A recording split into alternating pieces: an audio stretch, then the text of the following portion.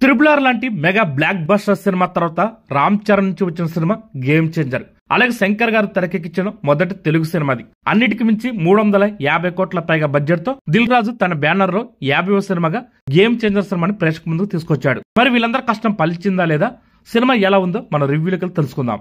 కథ విషయానికి వస్తే ఐఏఎస్ ఆఫీసర్ అయిన రామ్ చరణ్ స్ట్రిక్ట్ కలెక్టర్. ప్రతిదీ రూల్ ప్రకారం చేస్తుంటాడు. తన పరిధిలో ఏ తప్పు జరిగినా ఒప్పుకోడు.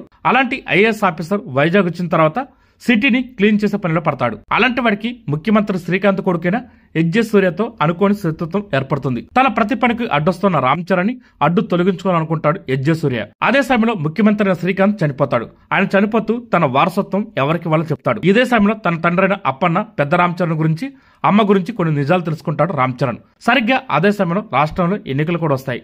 ఆ తర్వాత ఏం జరిగింది, అసలు రామ్ చరణ్ జీవితంలోకి కీరా అద్వానీ ఎలా వచ్చింది అనేది మిగిలిన కథ.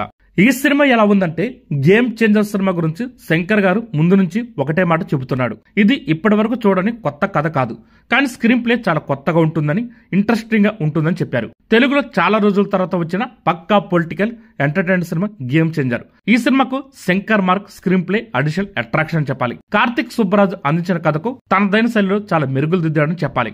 గేమ్ చేంజర్ సినిమాలో మేజర్ హైలైట్ పాటలు గ్రాండియర్. సినిమా మొదలైన 20 నిమిషాల్లోపే మెయిన్ కథలోకి వెళ్లిపోయాడు శంకర్. ఎక్కడ టైం వేస్ట్ చేయకుండా తన స్క్రీన్ ప్లే మ్యాజిక్ మొదలు పెట్టాడు. టిపికల్ శంకర్ సినిమాలో కనిపించే సామాజిక దుర్గంధం ఉన్న సన్నివేశాలు ఈ సినిమాలో కూడా చాలా ఉన్నాయి.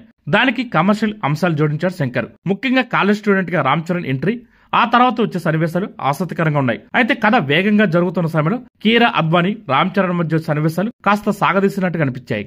ఫ్రీ ఇంటర్వెల్ సన్నివేశం నుంచి గేమ్ చేంజర్ సినిమా స్వరూపం మారిపోయిందని చెప్పాలి. అప్పన్న క్యారెక్టర్ వచ్చిన తర్వాత కథలో మరింత వేగం పుంజుకుంటుంది. ముఖ్యంగా రామ్ చరణ్, ఎస్జే సూర్య మధ్య వచ్చే సన్నివేశాలు అద్భుతంగా వర్కౌట్ అయ్యాయి. తన సినిమాలలో ఫ్లాష్ బ్యాక్ ఎపిసోడ్స్ ఎమోషనల్ గా వర్కౌట్ చేయడం శంకర్ గారికి అలవాటు. గేమ్ చేంజర్ సినిమాలోనూ ఇదే చేశాడు శంకర్.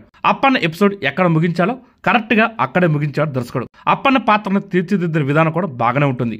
ఫ్లాష్ బ్యాక్ ఎపిసోడ్ తర్వాత మళ్ళీ మెయిన్ స్టోరీలోకి వచ్చేసాడు శంకర్. రామ్ చరణ్, సూర్య మధ్య వచ్చే టిట్ ఫర్ టాట్ ఎపిసోడ్ బాగానే వర్కౌట్ అయ్యాయి. కానీ క్లైమాక్స్ ఎందుకు కాస్త వీక్ గా ముగించాడు శంకర్. ఇంకా నటీనటుల గురించి మాట్లాడుకుంటే రామ్ చరణ్ అద్భుతంగా నటించాడని చెప్పాలి. ఇటు ఐఏఎస్ రామ్నందన్ గా, అటు అప్పన్నగా 2 పాత్రలను చాలా బాగా నటించాడు రామ్ చరణ్. ఎమోషనల్ సన్నివేశాల్లో కూడా చాలా బాగా పర్ఫార్మెన్స్ చేశాడు. ఇంకా అంజలి కూడా ఉన్నంతసేపు అద్భుతంగా నటించింది. కీరా అద్వానీ పర్లేదనిపించింది. ఎస్జే సూర్య ఈ సినిమాకు మరో ప్రధానమైన బలం అని చెప్పాలి. మోపిదేవి పాత్రకు ప్రాణం పోసాడు సూర్య. శ్రీకాంత్, సునీల్, జయరాం, నాజర్ ఇలా సీనియర్ నటులు అందరూ తమ తమ పాత్రలకు న్యాయం చేశారు. ఇంకా టెక్నికల్ టీం విషయానికి వస్తే తమన్ గేమ్ చేంజర్ సినిమాకి మంచి సంగీతాన్ని అందించాడు. పాటల కంటే బ్యాక్గ్రౌండ్ స్కోర్ చాలా బాగుంది.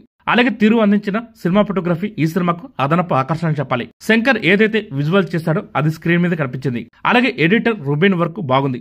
సినిమా నిడివి గురించి ఇంకాస్త ఆలోచించుంటే బాగుండేది అనిపించింది. కానీ అక్కడ దర్శకుడు శంకర్ కాబట్టి డిస్కషన్ చోటు ఉండదు. అక్కడికి నానా హైరైన పాటని సినిమా నుంచి తీసేశారు. కార్తిక్ సుబ్బరాజు అందించిన కథ రొటీన్ గానే ఉన్నా దానికి శంకర్ అందించిన ట్రీట్మెంట్ మాత్రం బాగుంది. చివరిగా నిర్మాత దిల్ రాజు ఖర్చుకి వెనకాడకుండా బడ్జెట్ పెట్టాడు. ఓవరాల్ గా గేమ్ చేంజర్ సినిమా ఎలా ఉందంటే ఇంట్రెస్టింగ్ పొలిటికల్ గేమ్ అని చెప్పాలి.